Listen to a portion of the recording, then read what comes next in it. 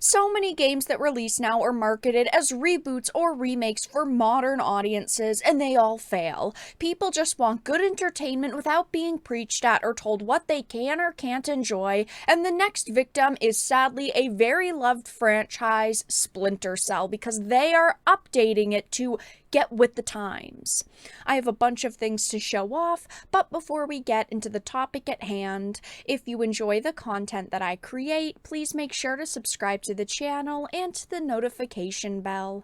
Follow me on social media like Twitter or mine so that you can see when my content is posted. And of course, if you do really enjoy the videos and the live streams that I create, please consider becoming a Dark Titan via Patreon for just $1 a month, or support the channel via YouTube memberships. All of the links are in the description, and of course, I do really appreciate all of the support.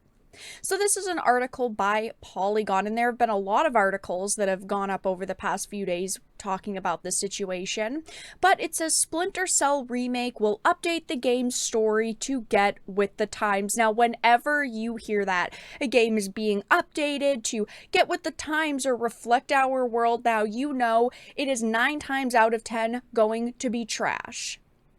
It says, job listings reveal the 2002 game will be reworked for a modern day audience. Instantly, I can say this game is probably going to be bad, unfortunately. It says the remake of the original Splinter Cell will update the game's story for a modern day audience. It's been revealed. This news comes via a job listing for a scriptwriter to work on the game at Ubisoft's Toronto studio.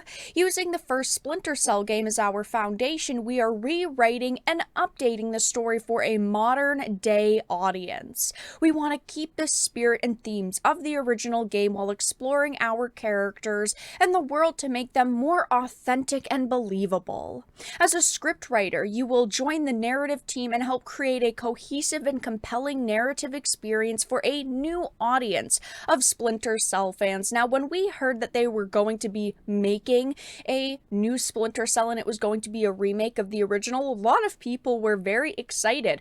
Splinter Cell is, of course, a very beloved franchise, but when you have a very beloved franchise, that means that it could be butchered. Whenever we hear the term modern audiences, most of the time we know the project is going to be a failure. Companies are so focused on the idea of modern audiences, they're not looking at the bigger picture and making products that appeal to their real audiences. Modern audiences are not real. People want the same things they did 10, 20, 30 years ago. The difference is now people have social media and can groan and complain every time they see something they don't like, and there are more sensitive snowflakes online. Those people who get mad at everything and are offended by everything aren't going to buy this game simply because you've modernized it. They have absolutely no interest in this title, and they won't no matter what you change in it, and you're just forcing consumers like me away from this remake.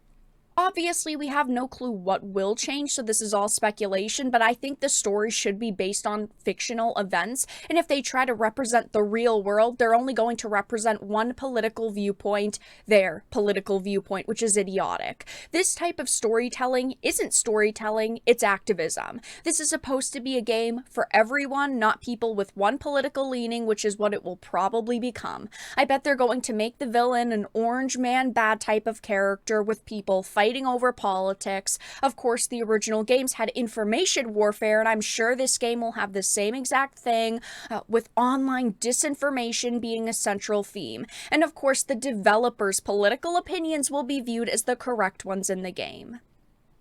They go on to talk about how, they want to keep the spirit and the themes, but they want to explore their characters in the world to make them more authentic and believable. And they basically mean they want to make a game that reflects the now, not what the could be, not the should be, what they think reflects 2022, basically. As you can see, they're talking about a new audience of Splinter Cell fans, which means they're basically confirming the fact that they want the woke crowd to buy this game. These companies are so focused on pushing the message, they're willing to take games that could make a boatload of money, shoving narratives into them, then we see them fail. They believe pushing diversity and inclusivity and politics in our faces, or, changing stories to be with the times will eventually lead to them making more money, even if it doesn't in the short term, and it doesn't. Look at all of the games that have been made for modern audiences and the pushback they've received.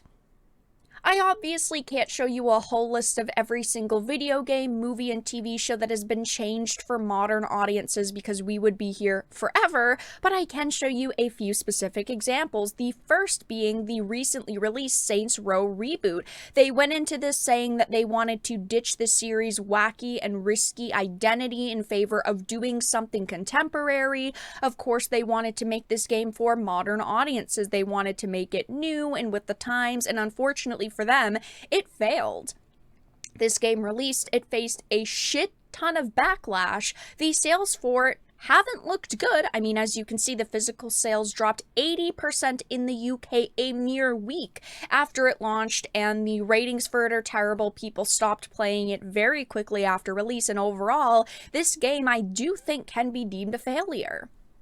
We have other games coming out in the future that, of course, are supposed to be updated for modern audiences, like the Dead Space remake, another game that I'd love to see a true remake of, but it will probably end up being a disaster. It'll probably end up being trash. But look at other games like the Grand Theft Auto Trilogy remaster. It cut controversial content for modern audiences. And then you have something like the Rings of Power giant TV show, the most expensive TV show ever made, and they confirmed that they wanted to erase Tolkien's work for the sake of modernity. They wanted it to appeal to modern audiences and for everyone to be able to relate to it, and we see how much it's being trashed. These projects never, ever work. Going back to the original article, though, it does say the original 2002 Splinter Cell is a classic stealth game with a kind of densely plotted espionage storyline associated with the Clancy brand. Of course, you've got disappearance of CIA agents, you've got plots encompassing genocide, cyber attacks on the United States, so it's clearly a very, politically driven story, which is fine, but nobody ever complained about the original game because, of course, it wasn't supposed to represent the real world and everything going on in the real world. And if you wanted to play it, you had to have the same political beliefs as the developers and the story writers, or else you were going to be sick and tired of it after 5 minutes. And unfortunately, I just don't have any faith in these developers to create something that everyone can enjoy. Maybe this game will release and it'll be fantastic and it won't be divisive. That's ultimately all that we can really hope for in 2022 when it comes to new games, but there are a lot of titles that are being remade for modern audiences. Again, like the Dead Space remake, now Splinter Cell. Only time will tell if these will be trash or not, but I would put money on them probably being bad. But for now, that's all that I really had to discuss on this topic. If you enjoyed this video and found it important and informative, please make sure to give it a like, share it, and subscribe to the channel. And of course, if you didn't, make sure to give it a dislike. I appreciate your support either way, but I will talk to you all again in the next video really soon.